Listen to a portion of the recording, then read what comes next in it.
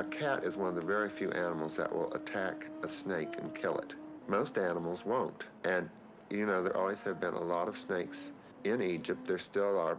Also, cats were used to guard the grain stores. By being the enemy of such animals as mice and especially reptiles, which have a very negative press as far as Egyptian religion is concerned, the cat therefore moves into the realm of religion.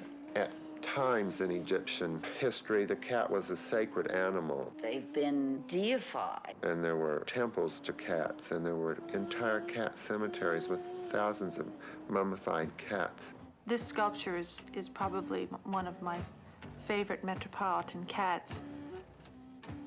We make our bronze cat in much the same way that the Egyptians did 3,000 years ago. Essentially, the technological differences are summed up in the heating of the metal.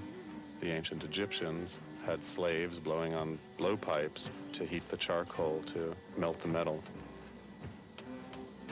The metal, of course, melts at the same temperature now as it did then. The Egyptians, I think, really saw the personality of the cat.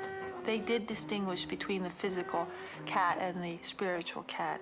The statues that we see in museums depicting the cat in a sitting position were not intended as animal sculpture, but as sacred objects to house the bodies of the sacred cats. They're coffins in the shape of cat figures. Probably there hasn't been a time since the Egyptians when that beauty has been so exalted. It's the essence of the creature. The line of the nose, the lines of the ears, the eyes. Something that an awful lot of humans have lost, a sense of their own being. I think that sums up everything I want to say about cats. Oh, and one last thing. I find it very easy to worship a cat. They have characteristics that I think should be respected. Economy of motion, cleanliness, pride in physical well-being.